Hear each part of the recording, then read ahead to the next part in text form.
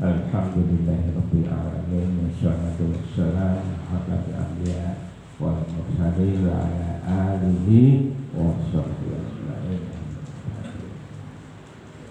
Al-Ustaz yang kami hormati, kami cintai, ibu-ibu, bapak-bapak, Pak Budiman, Pak Selamat, Pak Rizul, dan bapak-bapak yang lain yang oleh Allah Subhanahu wa Ta'ala, mudah-mudahan amalan kita diterima oleh Allah Subhanahu wa Ta'ala. Allahumma amin. Allahumma.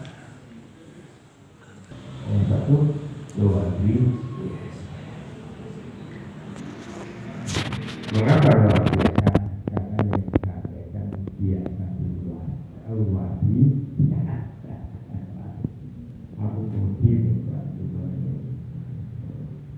rumah kaki itu dia mana dari saya ibu dan bapak yang akan nah dipitani dia itu dari sekarang saya itu sesudah sholat maghrib itu dari Quran, dari Al-Quran Al-Karim. Ding Al-Quran Al-Karim anane mung wong takwa, wong muslim, wong beriman, wong kafir karo wong munafik. Sing tapi tane aja awake dhewe ya sregep. Awake dhewe sregep banget. Ning aja sampe dadi wong munafik. Pak Rasul antuk turu. Oh ndak Pak turu. Biasanya wong lemu ki ngangan antukan. Ciri-ciri kita itu harus masuk ke dalam jannah dan surga ya. Kan nih Pak Loh ya harus. Allahumma amin. Allahumma amin. Allahumma. Wabillahi taufiq wal hidayah. Assalamualaikum warahmatullahi wabarakatuh. Ustaz, ada dua pertanyaan. Yang pertama adalah studi kasus pembenaran praktis. Yang kedua adalah yang apa? Studi kasus. Oh, kasus. Yang kedua adalah paradok praktis. Paradok praktis. Praktis. Paradok Praktis. Oh. ya, paradok praktis. Yang studi kasus. Contohnya saya puasa bulan Suro, puasa sunnah. Di siang hari sahabat biologi saya naik. Kasus. Maka saya berniat untuk biologis dengan istri saya. Istri saya puasa, ya puasa sunnah. Saya tahu bahwa itu adalah sebuah pelanggaran. Maka saya makan minum dulu, baru biologis, membatalkan puasa dulu. Ya, istri saya tidak. Pertanyaannya, apakah saya harus membayar fidyah atau kafarah? Yang kedua, istri saya apakah juga terkena itu? Karena istri saya mempertahankan puasanya. Sedangkan seorang istri yang soleh harus punya kewajiban melayani suaminya. Satu, bagaimana tanggapan Ustaz? Dari puasa Muharram ya? Iya, studi kasus. Ya. Yang kedua adalah sebuah paradok yang praktis. Ya, saya adalah dulu dari orang NU pergi dari Muhammadiyah dan menjadi Islam Nusantara temannya. Saya ini hijrah, murtad atau kianat. Yang kedua, saya dulu orang P3, lantas menjadi PAN, lantas menjadi PKB. Saya ini adalah hijrah, kianat atau murtad. Yang ketiga adalah saya dulu pendukung Prabowo, lantas saya mendukung Ganjar, dan lantas saya mendukung Anies. Saya ini orang khianat, hijrah, atau murtad ini. Ini paradok praktis supaya kami tidak terkena hukum akhirat. Mohon penjelasan. Assalamualaikum warahmatullahi wabarakatuh. Adalah suatu motivasi yang bagus dan didapatkan setelah usia yang tua ini. Yang saya tanyakan pertama adalah kita patut bersyukur 1 Muharramnya bisa kompak, tidak ada sedang isbat. Yang kedua, budaya atau culture ini kuat sekali, Pak. Kita dekat dengan Solo, dekat dengan Jogja. Jamaah MSI terkena imbasnya. Salah satunya diam atau berhentinya tasyakuran, baik itu pernikahan, itu khitanan, pembangunan rumah karena bulan Asyura. Padahal dalam Islam itu lebih utama. Nah, ini culture seperti ini bagaimana cara menghilangkannya? Sampai anak-anak pun takut untuk ini bulan Asyura ini dikitankan.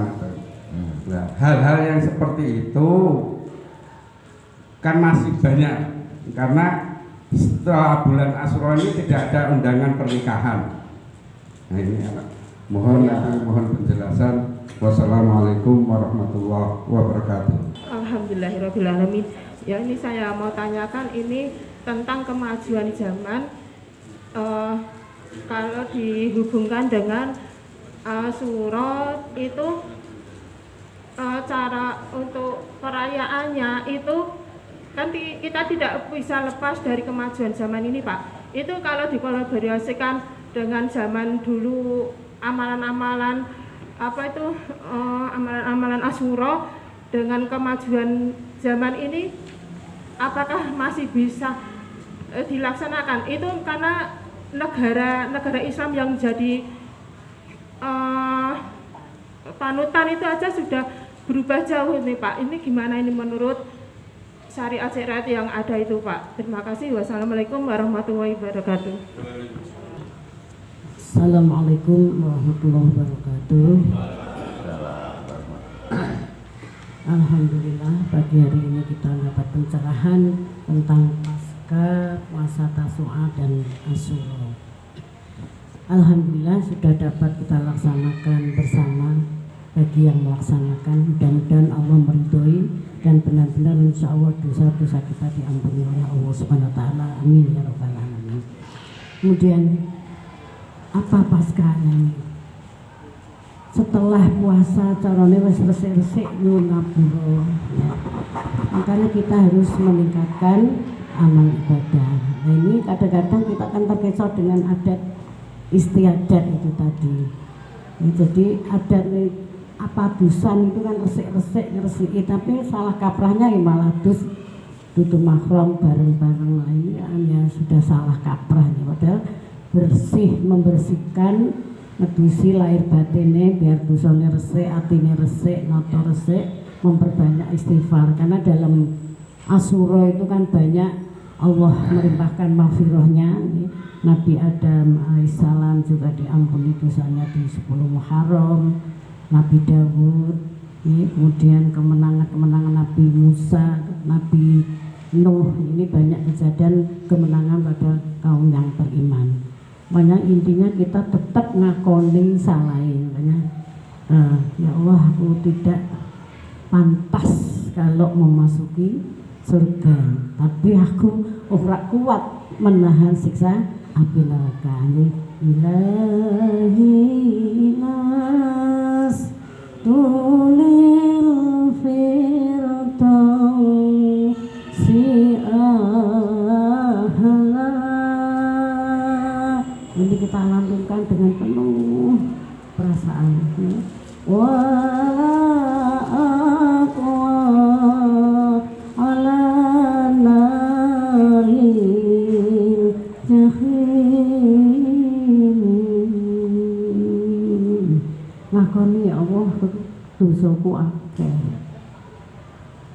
tapi kepengen ning swarga. Ning kok rasane urung pantes. Oleh karena itu kita mohon ampunan kepada Allah Subhanahu wa taala.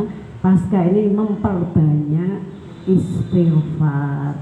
Kita mohon nanti pertanyaan-pertanyaan Bapak Ustadz Haji Bambang berikutnya yang akan menjawabnya. Terima kasih. Mudah-mudahan ada manfaatnya. Mohon maaf. Wassalamualaikum warahmatullahi wabarakatuh. Amin. Tanggal 1 bulan Suro saya puasa.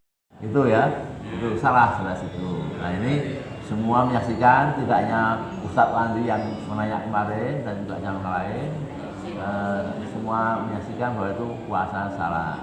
Ya. Oke Pak, untuk Pak Kiai Tukiman, ini pertanyaannya unik ya. Nah, banyak. Tapi gini, ini betul-betul kasus orang lain atau kasusnya Pak Kiai Tukiman.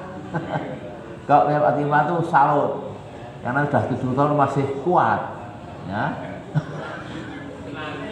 Masih kuat, masih mampu. Ya. Semoga ya. Tapi yang jelas kafaroh orang membatalkan puasa itu puasa Ramadan atau puasa nazar itu kafaroh, ya, bayar kafaroh. Kalau puasa sunnah, tasua ya sunnah, asura ya sunnah, nggak ada kafarohnya. Ya sudah, karena istri punya kewajiban melayani suami, wajib, ya. Puasanya puasa sunnah, melayani suami itu wajib. Bahkan istri puasa itu harus izin suami. Boleh nggak puasa? Kalau suami bilang enggak, ya nggak puasa, jangan puasa istri. Ya, ibu-ibu ya, sudah paham ya ibu-ibu? Itu ya, itu kasus yang pertama. Yang kedua ini banyak sekali nih, tapi hampir sama paradoks praktis ya. NU kemudian ke Nusantara, nanti ke liberal, nanti ke Yaitun, nanti kemana? Pak, ya Pak. Ya. Ini jelas agama ya, artinya masalah aliran, masalah kepercayaan, keyakinan, bukan kepercayaan, keyakinan apa ya, dalam beramal. Aku mau ikut Masjid Tabligh, ikut NU, Muhammadiyah, nggak punya prinsip, pindah lagi ke Muhammadiyah, ke NU, terus sekarang ke Yaitun. Itu namanya betulnya punya takdir yang sesat. Takdir yang sesat, ya, karena akhirnya semua kan akhirnya ke Nusantara sesat, karena nggak ngakui Quran, nggak ngakui Arab, Mekah sebagai kota Rasulullah SAW. Gitu ya, sesat menurut saya ya. Kemudian anak partai ini memang gitu, partai itu kan nggak punya satu asasnya, partai itu kepentingan bersama, kepentingan yang abadi, nggak ada tujuan yang abadi, Pak. Paginya berkelahi antar partai itu, malamnya damai karena apa? Kepentingan sama. Ya itu partai. Jadi kalau kemarin Pak Mendukung Prabowo, kemudian sekarang Anies, itu saya pikir nggak masalah, nggak ada urusannya dengan agama, gitu. Hanya masalah kesenangan saja, senang saja ya. Saya bukan orang partai, jadi saya melihat kondisi negara kita ini pindah-pindah partai. Memang kadang-kadang hati itu enak Pak Nur ya. Misalnya, maaf, kita sebut saja tokoh yang ingin jadi wapres itu Sandiaga Uno. Dulu adalah partainya Gerindra, karena nggak dicalonkan wapres, kembali masuk P3 ya. Ini jadi kurang simpatik menurut saya. Pindah-pindah sudah keluar saja, mestinya malah apa nanti. Ada lagi oknum tingkat nasional yang pindah-pindah, apa tuh Ruhut betul. Sitompul itu kan dari Golkar ke Demokrat, sekarang ke PDIP, ini kan. Itu saya pikir ciri bahwa orang itu tidak punya prinsip yang kuat, yang kokoh. Itu saya. Jadi itu kalau murtad itu urusan agama. Kalau ini berarti ya itulah sifat-sifat munafikun. Orang-orang partai itu kan orang yang munafik, nggak punya satu dalil yang jelas ya. Kemudian kita kena imbas dari peristiwa-peristiwa kurahwat ya, seperti di Solo, Jogja itu. Ya kalau kita punya iman yang kuat, tentunya kita nggak harus ikut situ. Itu jelas itu khurafat itu. Kenapa kita ikuti itu? Uang nanya kebo kok tentang kiai itu kan yang khurafat. Tembok mati kok dihubungi ngopo? Nggak ada alasan agama itu. Itu khurafat. Khurafat itu maksudnya, ya. Jadi menurut saya, bagaimana cara menghindari itu? Kita harus bisa menjaga iman dan takwa kita. Dengan apa? Dengan majlis taklim seperti ini, dengan bergaul dengan orang yang soleh, ya. Jangan seperti jangan seperti tokoh nasional zaman dulu orang, yaitu DNID dulu, ulama besar dia, Quran hafal, tapi akhirnya dia sesat, ya, sesat menjadi PKI, ditembak mati di Kartosuro. Ini kan iman namanya, ya. Karena kumpul dengan orang-orang PKI. Nah, kita jangan kumpul dengan orang-orang yang memang agamanya nggak kuat, ya, yang salah. Kita kumpul seperti ini menguatkan hati kita, jiwa kita, takwa kita, iman kita akan menguat dengan berkumpul seperti ini, insya Allah, ya. Itu, ya. Kemudian tadi ibu tadi itu pertanyaan kurang jelas saya. Panutan gimana tadi?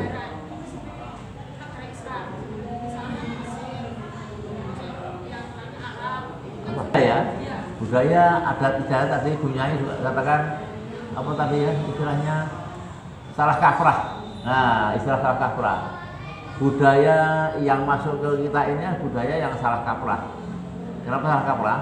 Karena ya karena sudah terakumulasi dengan budaya lain yang tidak Islami. Nah, kalau kita nggak bisa sedini mungkin mendidik anak kita, cucu kita, lama-lama seperti tadi yang katakan Mbah Yai Slamet ini akan terjadi akulturasi, ya. Kalau sudah terjadi akulturasi bangsa ini, maka di situ tinggal runtuhnya. Karena akulturasi itu membahayakan, betul nggak? Bahaya sekali, bahaya sekali itu. Lebih baik sedikit berbeda mungkin budayanya, tapi tidak menyimpang dari Quran dan hadis. Tidak menyimpang dari Quran dan hadis. Misalnya apa? Misalnya apa ya? Misalnya ya tahlil, ya, yasinan, baca waqiah, baca rahman, baca al-kahfi itu kan tidak bertentangan dengan Quran dan hadis. Nah, kalau ini lama-lama hilang, Pak, maka itu jadi akulturasi. Terus masjid rano sing maca yasin, rano suara-suara tahlil dikumandangkan, ini artinya keruntuhan menjalar tiba, ya.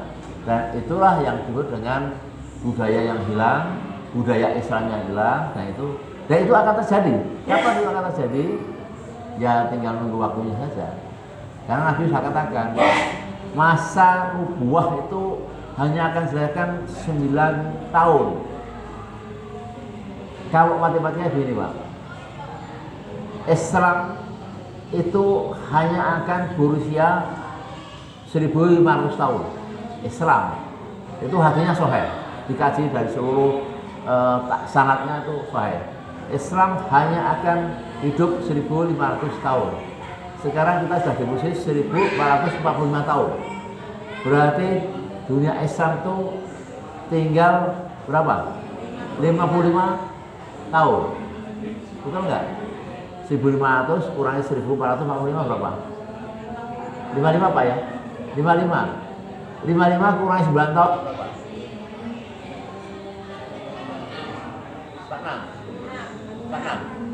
46 ya. 46 ini masa-masa yang sekarang kita hadapi ini. Penuh intrik, penuh fitnah, penuh kerusakan, ya. Kerusakan apa saja, ya. Ini yang saya berikan. Hadis itu sahih. Tinggal kita percaya apa enggak dengan hadis itu? Bahwa waktu kita hidup Islam itu hanya tinggal 45 tahun. Masa saya Islam, masa nubuwah itu hanya 9 tahun. Jadi kita masih merasakan kesulitan hidup, ketidakberdayaan hidup itu sekitar 45 tahun. Sabar, Pak, 40 tahun. Ya. Jadi kalau pemerintahan Islam di mana-mana akan hancur, memang ini adalah sunatullah. Sunatullah. Nah mungkin bahwa ada tanya, kok hanya Islam yang diberikan Nabi? Ya karena Islam akan menjadi agama pemenang di akhir tahun, di akhir zaman akan menjadi agama pemenang. 46 tahun kita akan terombang ambing ya, rusak semuanya. Kemudian 9 tahun semua akan jaya, Islam akan jaya. Kita semua mengatakan dunia akan menjadi Islam semua, kecuali orang-orang yang memang sudah terbius dengan Dajjal ya. Tapi semua orang yang punya akal akan masuk Islam semuanya, entah itu di Afrika, entah di kutub utara, kutub selatan, entah di semuanya. Yang punya akal, ada ilham, maka dia Islam, ngaku itu bukan Islam. Dan Islam menjadi agama pemenang. Kita lihat saja nanti. Jadi nggak usah berbangga dengan kehebatan kita masing-masing tinggal 40 tahun. Ya, anak kita, dulu kita akan menerima itu ya. Ya. Kalau 40 tahun, 40 tahun lagi, haji itu ada yang antri sampai 60 tahun, Pak. Ya, haji sekarang daftar umur 17 tahun daftar, itu artinya 50 tahun lagi, Pak. Apa mampu 50 tahun lagi? Allahu a'lam bishawab. Karena 40 tahun lagi hancur, dunia akan hancur. Itu hatinya Sohen. Pernah saya tanya di sini ya.